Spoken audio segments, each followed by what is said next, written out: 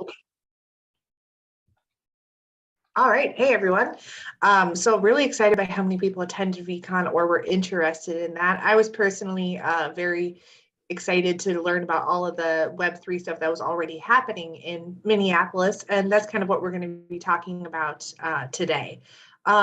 This is a topic that can be a little daunting for those that don't know about it. So what we're going to do is we're going to have our panelists introduce themselves and share a little bit about their organization, how they initially became interested in Web3 topics, and what excites them most about Web3 today. And then we'll run through a few basic definitions and questions and things like that.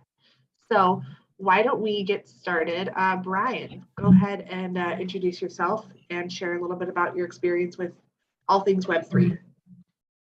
Thanks, Maddie. Good to be here. I appreciate you having me on. My name is Brian Mahoney. I'm one of the co-founders of Alchemy Network, as well as the Digital Collective, which we newly launched. There's a couple of panelists on here called Web3 MSP. You might want to mute.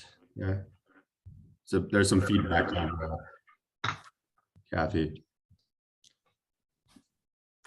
Can you hear me? Okay, great. I'll start from the top. My name's Brian Mahoney. I'm one of the co-founders of Alchemy Network, which is a DeFi borrowing and lending platform focused on institutions. In addition to that, I'm also one of the co-founders of Web3 MSP, which a number of these other panelists on here are as well, which is a digital collective focused on building connections to Minnesota companies and around sort of the concept of Web3. My background prior to getting into crypto, which I like to say I fell down the rabbit hole in about 2016, if you will, was traditional capital markets. I had a bunch of different hats at different financial organizations, banks, private equity firms, venture capital firms. Came across the concept of blockchain and crypto technology in late 2016 and basically haven't looked back since. So in short, I'm a TradFi guy turned full DeFi degen is kind of what I like to summarize that as. So yeah, that's a little bit about me. And I live in Minneapolis after many years away. I just moved back, so. We love a boomerang. That's Minnesota's right. Home to a lot of those. That's right. Brooks, you want to go next? Yeah, absolutely. Hello, everybody. My name is Brooks Clifford, and I'm also part of the Web3 group that we've recently been working on. And I'm also have a company here in town called Bidwell Investment Group, and we help investors invest in cryptocurrencies. And I got started in crypto back in 2013. And at the time, I was working at Morgan Stanley as a financial advisor, heard about crypto, heard about Bitcoin specifically, and was extremely fascinated by it. I've always been really driven by tech, and outside of work, I'm a very passionate video gamer and just love computers in general. I mean, kind of grew up in the 90s building computers. The internet came about, and I've always just been extremely fascinated by it. So today I see Web3 kind of leading the way, and I'm extremely excited about the future of what Web3 can bring. And I'm very active in the entire just world of Web3. I mean, there's NFTs, there's metaverses, you have traditional cryptocurrencies, and I really enjoy just playing around and experiencing with all the different technologies that are out there. And I really enjoy just teaching people about how these technologies are being used and the ways that they're going to affect their businesses and ways that they can use them in their personal lives. So been here in Minneapolis pretty much my whole life, and really enjoy what I do. Love it. All right, Will. Hey guys, great to be here. Will Preble, also one of the co-founders of Web3 MSP. For the last 3 years or so, I've been in the media marketing space, doing a lot of work in music and entertainment. My agency that I'm moving away from the day-to-day of does a lot of the marketing for the Armory and other large venues and artists. So when people like Dave Chappelle or Kanye West come into town, they hit us up and we do the marketing. So a lot of experience in the entertainment space. Over the last year, been shifting that more towards Web3 projects. So recently I just launched a creator token app called Odia, which helps music artists launch a creator token, which they can use to monetize their brand as well as market and build a Web3 community. And personally, I'm really interested in the social and cultural impact of Web3. I think the technology is amazing. It allows us to do a lot of things that we couldn't do as far as ownership and economic models and governance models, in Web 2. But I think it's only going to reflect the leaders that are in the space, how we choose to view it, how we choose to design it, as well as the way that we are intentional about making it inclusive and using it to unlock human potential. So, yeah. Perfect. All right. And finally, tell me how to pronounce your name correctly. My name is pronounced that's that. All right. So my name is pronounced Como Atomsa. It's good to see a couple familiar faces in here. So it's a pleasure. My background, first and foremost, born and raised here, Minneapolis, Minnesota. And it's truly been a pleasure actually seeing our ecosystem grow into what it's became, especially within the context of Web3 being something new. My background comes from the defense sector and working in big tech.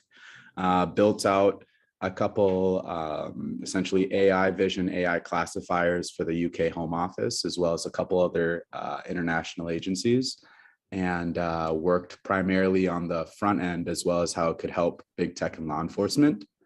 In taking my understanding that I kind of procured from over there was more or less like a system way of thinking, which ultimately brought me to Web3 and figuring out how in a sustainable way that we can bring folks that primarily might not have had a seat at the table to have a seat at the table in the concept of what is transparency for folks up top and financial equity. So I appreciate you for having me.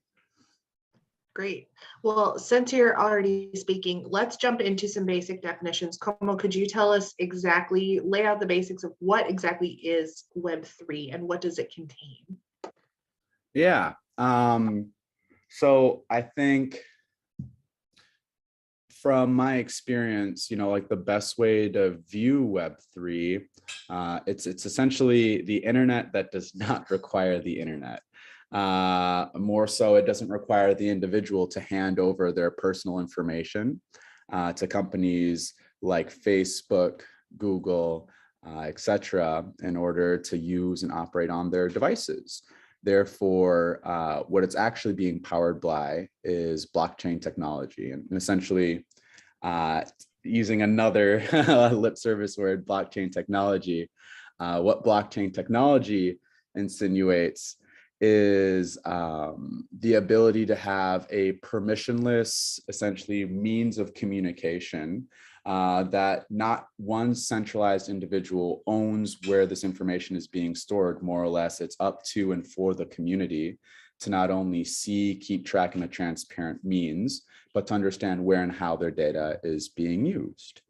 And so one of the primary benefits, if you will, of Web3 for current day is for people to have the fair ability to not only track, trace, and see what is actually happening on the blockchain, whether that's put towards, and there are many use cases for Web3, whether that's applying it to traditional finance and or using like an SAP commerce, taking track of your commodities. You can track all of these things in a very transparent, clear way that enables anyone on board to actually see what's happening versus, the smoke and mirrors of what is current Web 2 and the concept of having to find where things are.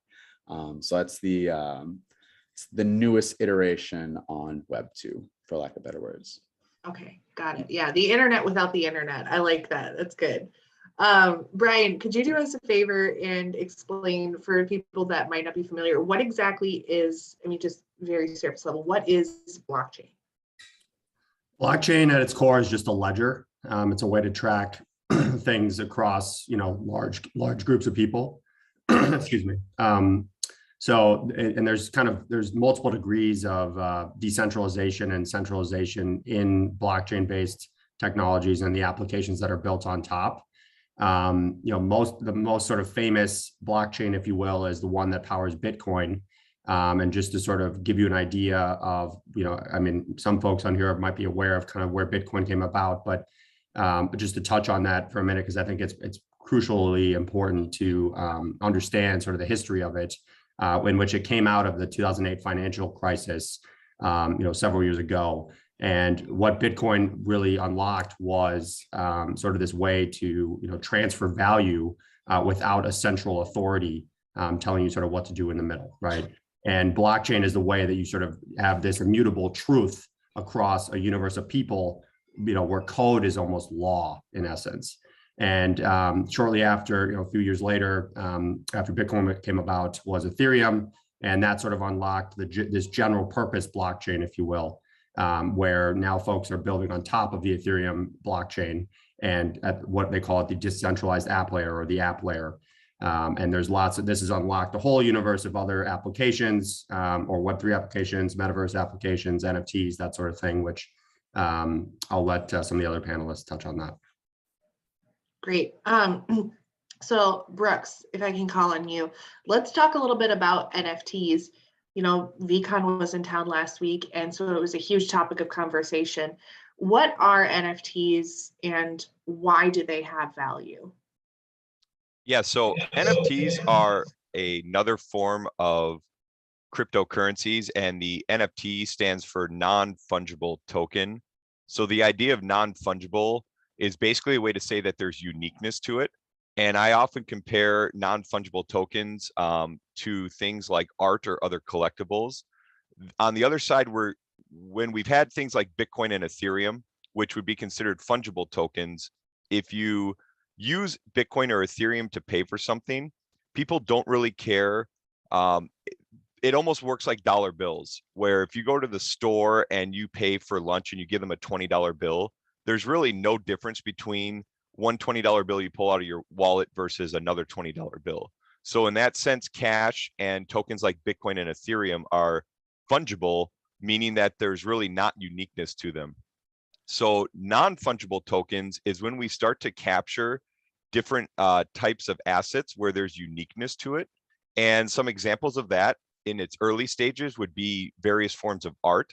So we are seeing a lot of artists that are putting content on the blockchain. And so if you think of an artist that creates a painting, they can create a unique painting, and they can essentially put that asset, the painting itself, on the blockchain. And then people are able to transfer that from one person to another. But there's lots of different things being put on the blockchain in the form of these NFTs. You mentioned VCon, and that's a great example, because one thing that Gary Vee's team did for VCon is they made the ticket itself for the conference an NFT. So if you go to any sort of concert venue, you have a ticket for that, whether it's like a sporting event or a music concert, and they put that on the blockchain. So once again, that was like a unique asset that I have my ticket for the weekend. And they even had an app that you could download and tie that ticket to yourself. So you kind of have like a profile, and then that ticket was able to get you into all sorts of other events going on during the weekend. And so I just kind of, to summarize, when we talk about NFTs, they're still a form of a cryptocurrency, but often what you're doing is you have things that are unique that you want to capture on the blockchain. Okay, got it. Thanks. Mhm. All right, and then another topic. Let's talk about, Will, if you could what's the metaverse and why is that interesting, something that people should care about?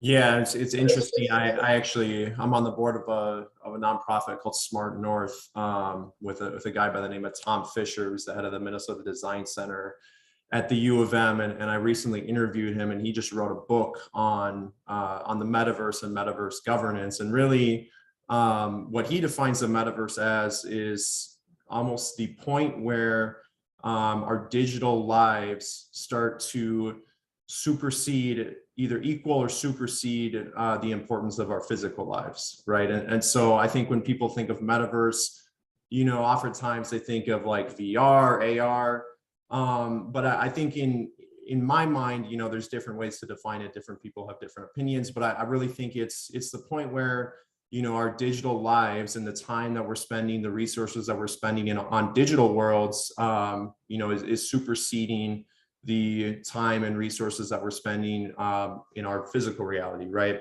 And so the metaverse is really, you know, the digital extension of our lives.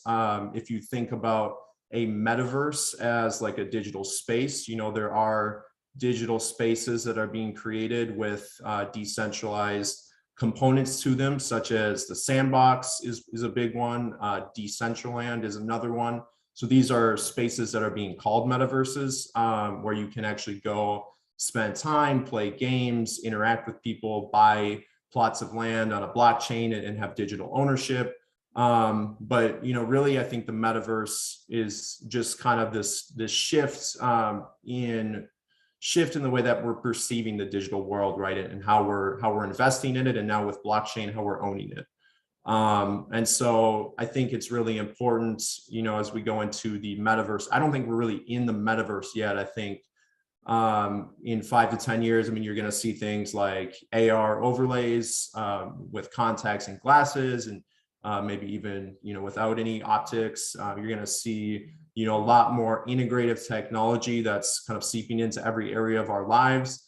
And so I think it's important to understand, again, you know, how we govern these digital spaces, as far as, you know, protecting people's mental health, protecting people's property rights, protecting people's ownership. And I think that's why, you know, a lot of us are in the Web3 space from a financial perspective, because the ownership component of it is really important, right? Like if you look at Facebook, Google, Web2, none of us owned, you know, any of that infrastructure, right? We almost went to like a corporate office to interact with the internet in some ways.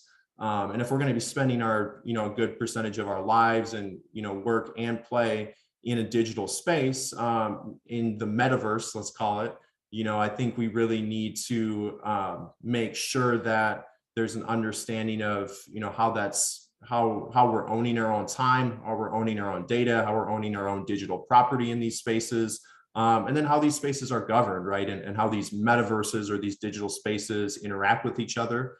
You know, it's another rabbit hole, but yeah, happy to go in depth on any more specifics.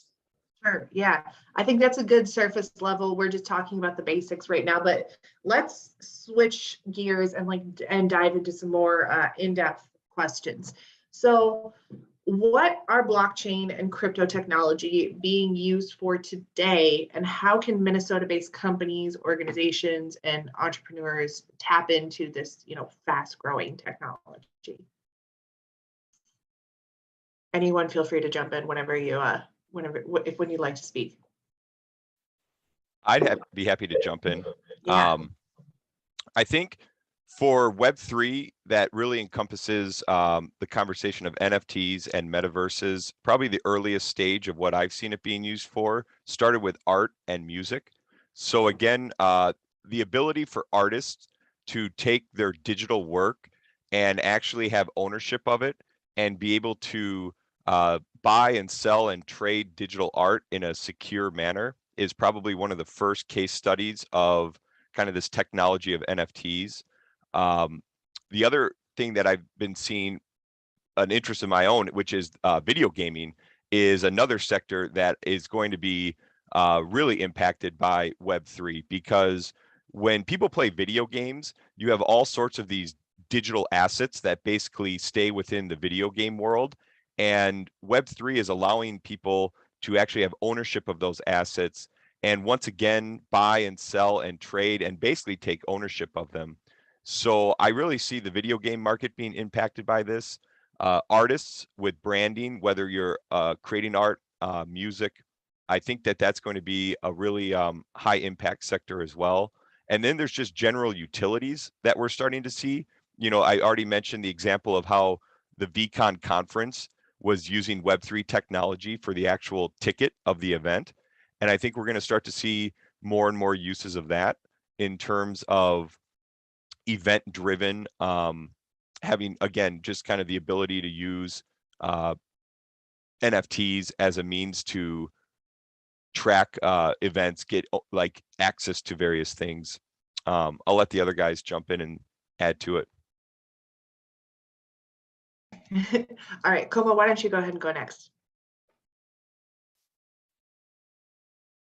First off, I appreciate you, Brooks. That well said. And just that, to actually be honest, just to piggyback off of what he said, is if we're going to actually look at the trends of who and what are common adopters of new tech in our past, because one thing that's really important is looking at our history and looking how we as a people have behaved, and then also looking at what's new and kind of coming by. So, I mean, if we look at let's just use like the iPhone, or, Steve Jobs, when he did the introduction of, the first early adopters were folks that were either ingrained in arts and culture and or people who are within the business sector, that this product had a practical use case and or application to make their everyday lives easier. So in the context of arts and culture, it's more so on the intuitive aspect, and this is then speaking on the context of NFTs, where you have that marrying of what is a financial upside and as well as creativity, and that's where Web3 has kind of brought that new spin to things, where you can actually marry financial upside along with your specific initiative. And so other examples that you've kind of seen in society is that there are a myriad of third world countries that have actually adopted Bitcoin, for example, or other cryptocurrencies as their mainstay currency. And the reason why is because there are a lot of current currencies in the context of Web2, whether that's and I'm just throwing currencies out there, like the yen, US dollar, whatever, that getting an access or a seat at the table due to the difficulties of today's economy makes it very difficult to gain and create a new financial future for yourself. And so Web3, in the concept of enables folks that might not have been able to as well to either fund, gain access, or have a new start to their financial futures, which is why cryptocurrency is huge in areas like the Philippines. One game I highly recommend everyone look at is Axie Infinity, where there are a lot of folks in the Philippines who are actually making a full-time salary just due to what their currency is worth, and then being able to trade this back and living financially affluent lives. And so these are, some of the use cases that Web3, in terms of financial freedom, that it provides. Great. Yeah. And then if anyone has any questions, drop them in the chat. We'll get to them. We're going to have plenty of time for questions. I just want to jump. Can I just jump in off of Go ahead, Brian. Yeah. Tomo's point? I think he raised some interesting comments on sort of the democratizing access, to really growing wealth. I think, that's one of the big applications that crypto has unlocked. You no longer need, a bank account, for example. I mean, you still do to some degree, right? But, sort of one of the ideas behind Bitcoin, ETH, Ethereum, and these other crypto assets that have gained, a lot of momentum over the last few years is the fact that, people see it as an alternative way to grow wealth. Which I think is important, in our capitalist society, right? Money is a pillar of pretty much everything we do. Finance is a pillar of pretty much everything we do, right? It touches all different aspects of society, whether we embrace it or not. It's just sort of the reality that we live in. And crypto and the technology behind it, and these different tokens, what that has unlocked is a new way to sort of tap into. And if you're an entrepreneur and looking to raise capital or build a company, it's a new way to raise financing. You don't have to go through the traditional routes, right? And you can use these technologies as a way to sort of get access to capital quickly and find your community in a much faster way. And one of the other things that I think is pretty exciting and where I spend a lot of my time is sort of the new rails of the banking economy and capital markets at large. We're talking hundreds of trillions of dollars here that are currently sitting off chain or not on the sort of the blockchain or not in the crypto world, but are slowly rapidly actually making their way over to blockchain based financial applications. And I think that's a super important thing because it's going to touch, I sort of see, this evolving faster and faster here. It's going to continue to touch, every single one of our lives, especially folks in Minnesota and beyond. And so, Minnesota, just to comment too quickly on some local applications. I mean, we are a mid-market financial hub. There's plenty of funds and financial firms here that can tap into this stuff and sort of, use these applications as ways to grow wealth and returns for their LPs or their clients. I think that's one major killer use case. And then, in addition to that, I think just new sort of ways to think about financing and grant programs and I know we're going to talk about digital equity later on this panel too, but I think that's also a pretty unique use case that sort of crypto unlocks. Great, awesome. Will, anything you wanted to throw in on this topic? Yeah, I mean, for just real quick, for the sake of time, I think the creator economy is huge. I mean, Kobo, you mentioned, emerging markets, and I think unlocking the potential of creators. I think if you look at the music industry, for example, an industry that I'm tackling with my current app, in 2000, it used to be a $50 billion industry.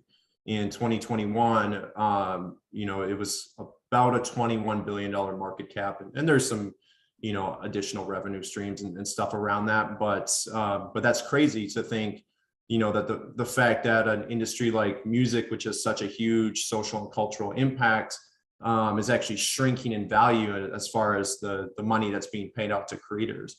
And so with Web3, with digital ownership and kind of this instantiation of ownership of creative property, IP. I think there's a lot of power that's going back to creators, not just in America, but in markets around the world. If you talk about Axie Infinity and people making a living off video games, you're talking about streamers, influencers. People are able to tap into these economies at scale around the world, find an audience, be able to sell and monetize their work and their art. And so that's really interesting to me. And I think that's going to be a huge trend in the startup ecosystem is building tooling, as well as brands and media properties to tap into that newfound empowerment of creators. Okay. Well, there's a couple interesting questions in the chat. Let's address those real quick. Let's talk about the concerns with security. Some of you may have seen what's been in the news with Seth Green, the actor, and Bored Ape. Brooks, could you tell us a little bit about what happened there and any security concerns with this new technology? Yes, because I heard about that yesterday. In terms of him losing one of the most expensive collectible NFTs that are out there right now, which is called Bored Ape Yacht Club. And just to put it in financial perspective, these NFTs, a single one, can sell for anywhere from a few $100,000 to over $1 million. So it was a pretty sizable financial loss. And the conversation of security on the blockchain, and there is an extensive amount of fraud and other types of hacks that go on just due to the financial gain that people can make off of stealing people's digital assets. And I think something that often gets lost in the conversation is that when people hear these stories about hacks or people getting their digital assets stolen, it's unfortunately almost always comes back to user error, human error, that it's not so much that the blockchain has a flaw in it and that the hackers found some sort of vulnerability in the software or the code that they were able to steal, just basically like reach into somebody's wallet and steal their stuff. It's usually that the end user themselves does something unfortunate, whether it's download an application that has a virus associated to it, or they click on a link.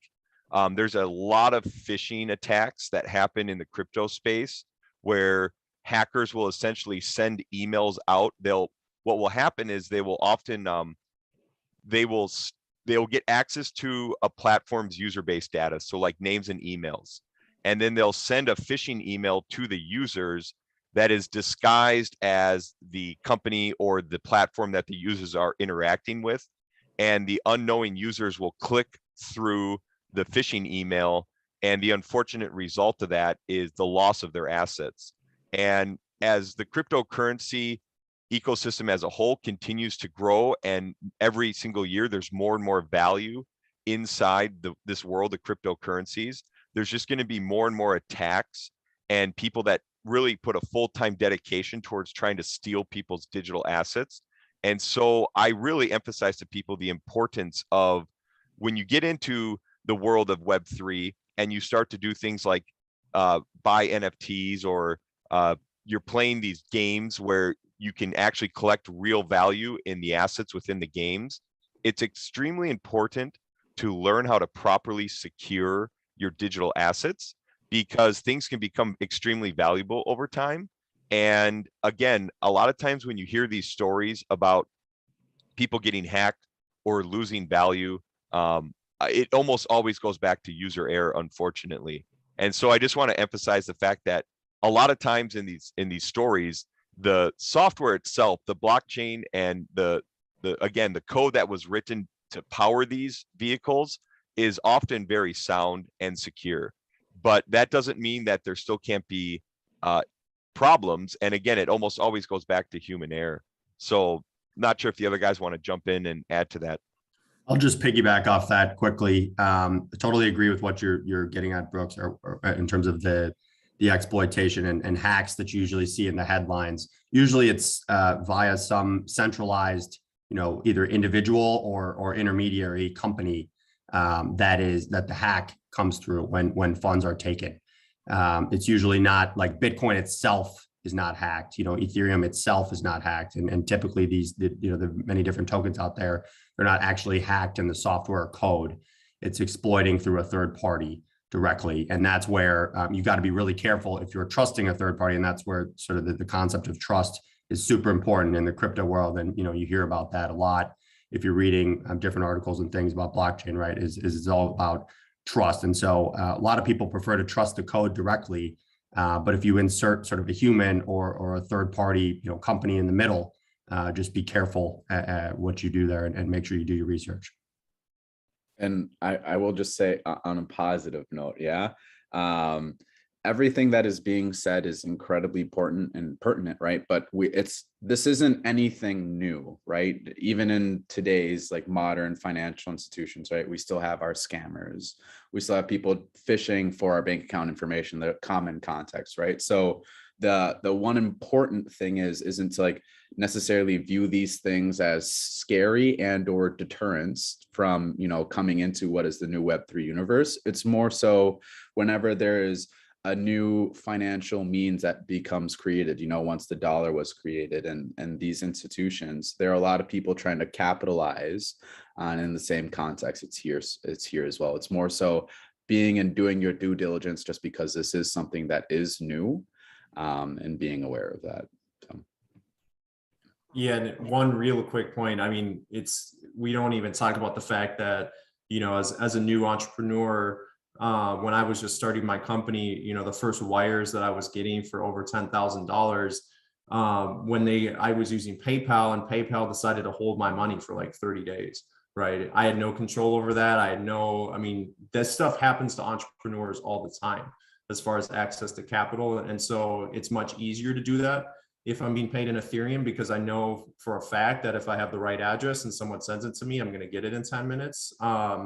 So there's another side to it too, where we really don't talk about the risks of working with the traditional financial system, and the inconveniences there too, or cross-border payments is another one.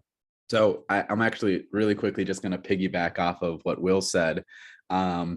And the important thing is, and this is just due to like personal experience, right? So me being first-gen immigrant, my family, we've sent a lot of money back home to our country in Ethiopia, and using the traditional avenues of, say, like Western Union, right, to send money across borders. Financial means and systems like Web3 enable people to, one, have access to liquidity instantly. And more importantly, this is a borderless solution, if you will.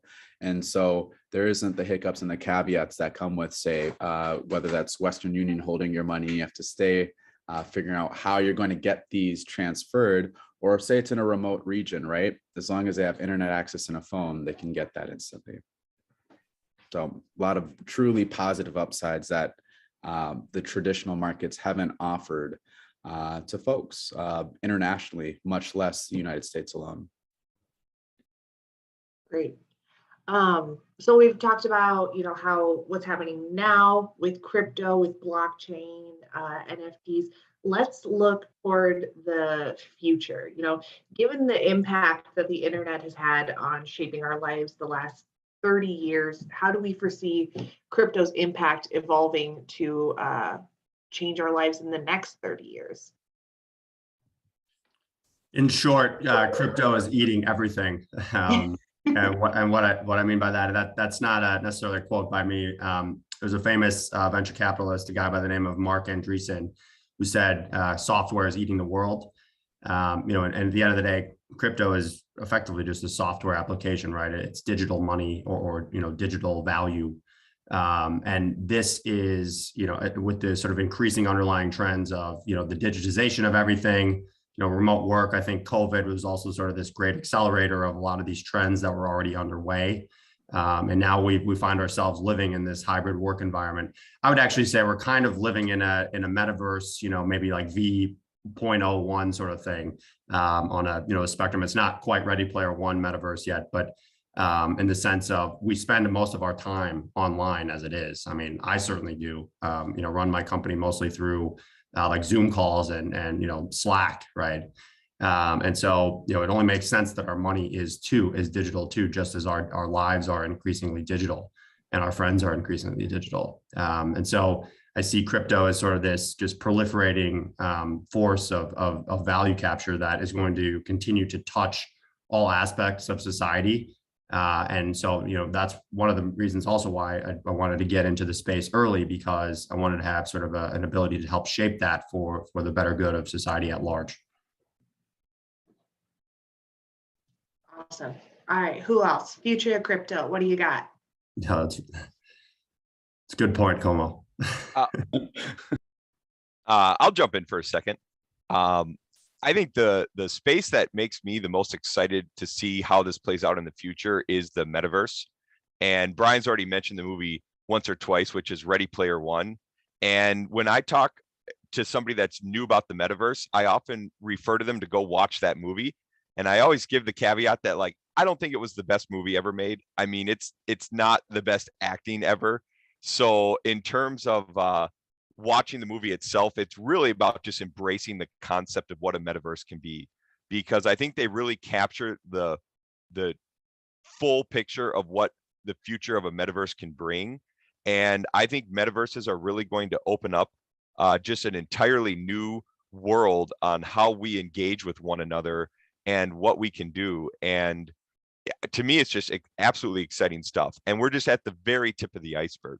I mean, there are metaverses out there. The most popular, I think Will already said these, like Sandbox and Decentraland. And there is this concept of going into a virtual world with a online avatar or an online character, but it's still very two-dimensional in the way I see it, because you're still at your house in your computer. You're often looking at a computer screen.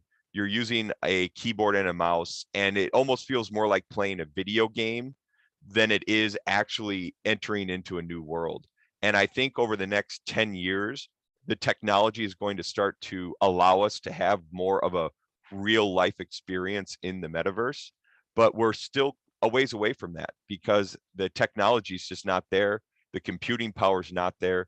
Even the metaverses that I've engaged with, I typically need to be on my like high-end gaming PC to have somewhat of a smooth user experience. I mean, it's basically impossible to interact in these metaverses with like an old laptop or on a mobile phone.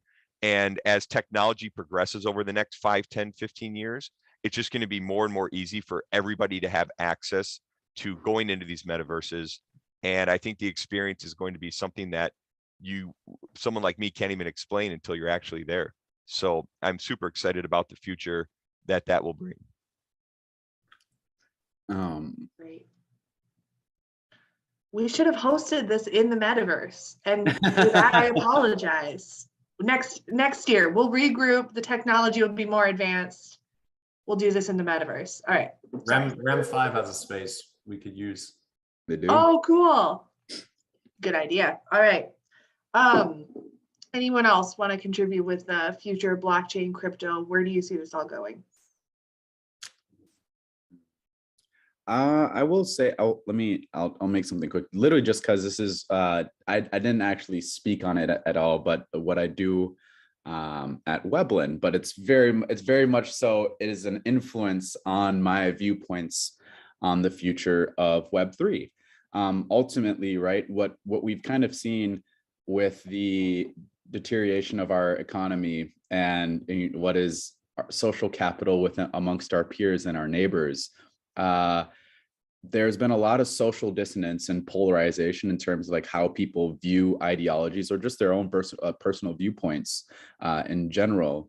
I really do believe that with Web3 being truly borderless, right, it will enable folks to not only, whether that is get outside or you stay on their computer, right, it doesn't actually matter. Those things can live in duality. It's more so having the opportunity presented in front of you, right?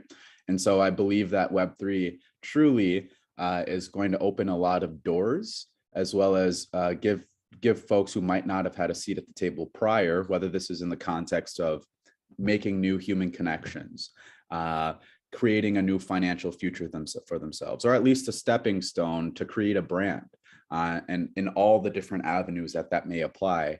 I believe Web3 will truly enable a lot of folks in that concept, and you're seeing it every day, you know, whether that's the largest financial institutions or the influencers. They're looking at how they can use this to leverage as well as grow as individuals or as a company. So there's no reason why we can't do that as well. Right. Yeah. Awesome. Okay, I have one more specific question because I want to leave a good chunk of time for other questions.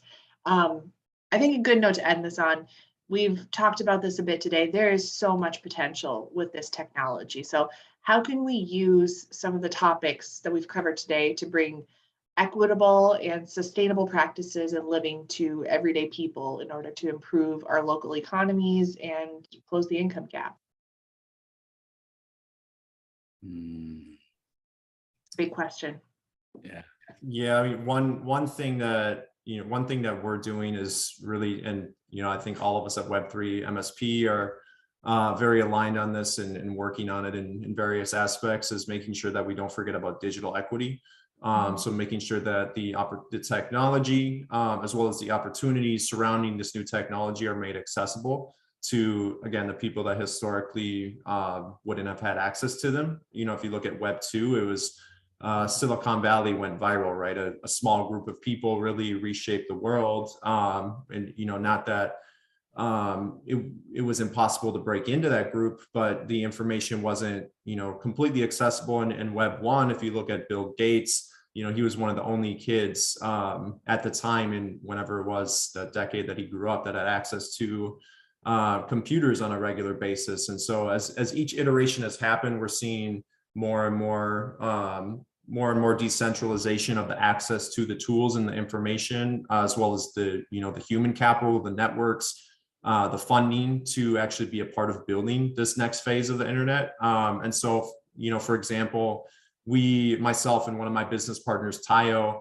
had a program where we worked with 10 inner city high school kids to teach them about NFTs, and we had them make some NFTs for some of the Timberwolves players, and they just presented it on Wednesday. It was super awesome. It was on, I'll find the news article and drop it in here. And that's just a small start, right? But I think those of us who are in the space, who understand it, and who have means, definitely have a responsibility to make sure that not only are we creating dope companies, dope brands, and really, building the space, but also giving back and pulling people up and making sure that everyone, to the extent that we can control, has access to the information and the tools and the networks to be able to take part in building this space. Awesome. Any other of our distinguished panelists, please jump in. Yeah, I'll jump in for a second. One thing that gets me extremely excited about Web3 is, I tell this to people all the time, Web3 really is, how do I want to say this? Anybody can jump into Web3 and start adding value on day one. And I work with a couple kids, and they come from like a rough background, and they're young, and I encourage them to start exploring Web3. And I tell them this all the time, which is, one of the things I love about Web3 is you really don't care who's on the other end of the keyboard that you're working with. In no other facet of my life have I worked with people whom I have no idea who they really are in real life. I don't care how old you are, don't care what the color of your skin is, don't care, what gender you are. It's just like, if you can add value, then I'm going to work with you. And there are so many companies out there in the Web3 space that are just looking for talent in so many different ways. It's like, we're looking for artists, we're looking for moderators on social media boards, we're looking for developers, we're looking for social media marketers. And really, there's just such a need for talent right now. And again, it's just, anybody can be anywhere in the world, and you can connect and start to work together and collaborate. And I just love the fact that that's how this world is being built.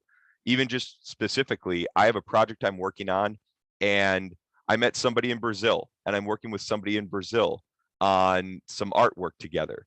And when I got started in Decentraland, I was looking for somebody to help me build a virtual office on my virtual land that I had. And I went to a chat group, started to chat with people about who can help me with this. Somebody helped me with it. They built an awesome building for me. And it's like, I paid them. I have no idea who they were or where in the world they were. All I know is they had a really cool portfolio of work. And I was like, I like that. And I want to have something like that for myself. And so I really think Web3 opens up the opportunity for everybody. And I really encourage young people out there that are maybe interested in getting into Web3 to really start to just learn the space and realize that there are so many ways people can add value to this world outside of just being a programmer or a developer. And again, a lot of these companies, it's result oriented. It's just like the interview process is like, hey, can you do this? Yeah, I can do it. Cool. Here you go. Let's go do it. And I just love the way that is how this world's being built. So just wanted to add that as well. Love it. Cool. Well, I think, okay, we got 10 minutes left, and I want to make sure if people have questions, they get them answered. I believe someone had a question in the chat about DAOs. Does someone want to talk about what that is? Sure, I can jump in on that one. DAO stands for, it's a bit of a mouthful, Decentralized Autonomous Organization. What does that mean? It means basically like an organization on the blockchain run by a community where everyone has a stake in this organization, and everything behind the organization, and usually they call them DAO for short, and they are usually run through some sort of like software application that allows you to vote on things, and it's almost like a digital democracy in essence. Because just and kind of piggybacking off what Brooks was saying just a moment ago on these communities that are behind these various projects and things. One of the key tenets of crypto is decentralization, right? And how do you run a company or a project or whatever you're trying to do in the Web3 world? How do you run that when there's sort of this not as much of a top-down authority, if you will, like your traditional C-suite? Although many projects do have a traditional C-suite, but in the sense of, you need to tap into these communities, right? And how do you incentivize and motivate these communities to all be running towards sort of one North Star or common goal? And that is sort of what everyone unifies under, typically is under a DAO. And they're working together, incentivized maybe by the project's token, and kind of all being, aligned on that. And then they can use the token to like vote on things or participate in like the product roadmap, the governance, things that impact the project. And there's, it's really like it is a digital democracy in essence. And our project, we run on a DAO as well. And that's one of the goals for what we're trying to do with Web3 MSP too, is sort of give an equitable stake in the project or the objective of the company and make it more of a community-led thing where everyone has a voice. Great. Can we talk about regulation and ICO for a minute? I'd be happy to jump in on that. Go ahead, Brooks. Yeah. Just since I work in the financial side of things. So when you talk about regulation with ICOs, we're typically talking here in the United States. And a lot of times we're dealing with the Securities Exchange Commission, the SEC. And the SEC runs a very tight ship with the crypto world in terms of when you're creating your own project, a lot of times you're going to have these digital assets tied to the project, whether it's a token or an NFT or some form of digital assets. And the SEC has, like I said, they run a pretty tight ship in terms of when you're creating these digital assets, you need to be very clear on the regulation around them in terms of whether the assets would be considered a security, and you deal with security laws. So typically, if you were starting a company and you were to be selling equity in that business to investors, you would need to properly register that sale of the asset, the equity, with the SEC in order to raise capital. And in the crypto world, what often happens is the tech is leading the regulation, meaning the tech comes out first and people start to use it and play with it. And then it usually takes a few years for regulators to kind of understand the tech and put laws around it. So we saw this in 2016, 2017, when the technology of ICOs, or doing what's called an initial coin offering, basically the crypto's version of an IPO, everybody was doing ICOs, and they were raising money for this startup and they were raising money for that startup. And after about a year of doing that, the SEC jumped in and was like, whoa, we got to put some rules and regulations around this stuff, because a lot of people were doing things with these ICOs that frankly were forms of fraud, or they were just positioning even in legitimate cases, they were just positioning their assets as securities. And so I think everybody on the panel would agree to this. If you're interested in getting into Web3, or you're interested in getting just into crypto from an entrepreneur startup point of view, it's extremely important to talk to a lawyer as you're starting a company, just to make sure what you're trying to build falls within the rules of the regulation. And it's extremely important because as we are doing more and more things decentralized, and I just got done talking about how you can kind of be anonymous behind your computer screen and not really even know who the people are in real life that you're working with. I assure you the SEC knows who you are, and they're following this stuff very closely. And so it's extremely important to play by the rules. But I also tell people they're pretty clear on what the rules are. And so it's just important to work with a legal team that understands the rules and just make sure that what you're doing within your project is acceptable. And that's all here in the United States specifically, because obviously different countries have different regulations. So I don't know if the guys want to jump in and add to that at all. You summarized that well, Brooks. I'll just maybe mention one of the key things. This is all sort of around raising capital, in particular, if you're trying to fund your idea or your project. And there's in the traditional system, pre sort of blockchain, usually you would have to sort of register your capital raise or investment, with some sort of like regulatory body.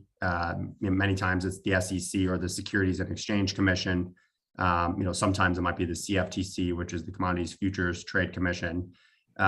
Most of the time that projects are, whenever they're coming up and raising, you do it through an ICO or a traditional sort of investment capital raising through tokens.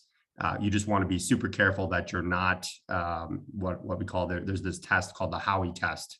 And if you fulfill parts of the Howey's test, then you do fall under the mandate of the SEC and an unregistered securities offering, which is what happened to many of the ICO or initial coin offering projects back in 2017. So I'm hoping there will be more guidance from the SEC as we go forward here, especially into this next sort of wave of innovation that's happening. So. All right. Last one. Okay. What should Minnesota do? Como, you said you would tackle this in the chat. Let's talk about ecosystem health. How do you assess the relative health of the Minnesota ecosystem? What's next? Briefly, what are you doing to help that with Weblen? Yeah. So there's an echo, but I mean, it's something that Weblen is our company, and ultimately what we're trying to do here at Weblen is create and marry what is financial upside with everyday humanitarianism. And so very much so within the ecosystem, we're working with some of the folks here and within the top level ecosystem within Minneapolis and mapping out these ecosystems. And I guess the main way and or how to assess the relative health. So first and foremost, right, the one thing that you really should look at is the health of the community and what are the initiatives and or the outcomes, the North Star metrics that community is aligned on and trying to and hoping to achieve, right? And so once all parties can understand, and you know what, I can, because I'm in St. Paul right now, I know an initiative that they're trying to drive in St. Paul is, you know, BIPOC entrepreneurship and ownership, as well as, you know, raising the city's population from, you know, the downtown area from 11K to 30K. So these are direct ecosystems and or pockets of folks that are living here in Minneapolis. So we have that common initiative, right? Which is we want to bring folks to St. Paul. Ways that you can do that using Web3 and understanding the ecosystem is actually, and this is the power of Web3, is in that transparent layer, drawing out and showing these are all the people that are directly within the ecosystem, whether these are investment capital groups, whether these are folks that are working in philanthropy, driving community sentiment, nonprofits, much like Will, Smart North, people directly working with the folks in the community to drive community sentiment. It is more so tying all those folks together in a clear, succinct manner, and then also having what is an incentive mechanism or that driver that actually is getting folks to get out and be involved. So whether that's in the form of an NFT, whether that's in the form of a token. You know, in our past, we've done, you know, give outs, whether that's, you know, gift cards or coupons, right? Now imagine we are actually able to give folks a tangible currency that they could go spend on whatever they would like, simply for being involved or engaged in their community. And then having the tools and the mechanisms actually there to tie all those folks together to keep our ecosystems close-knit and you know who your neighbor is, while also having the incentive mechanisms to get folks to get out there is the power, right? And so having what, if you will, is like a communal dashboard or say an app, which is, you know, what we happen to have on Weblen, where everyone in the community or folks up top have one succinct platform to access all of this information, as well as incentivize engagement within the you know, the folks internally. And that's how you bring together community, right? Which also just so happens to be, you know, our ecosystem, e.g. all the people here. So yeah, if that answered your question, Jason. Great. All right. Good note to end it on. We are at time, everyone. This has been an awesome discussion.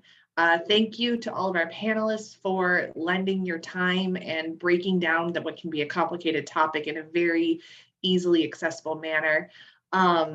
Thank you, Maddie. Everybody consider checking out Weblen and Web3 MSP to get more engaged in this community and your own community.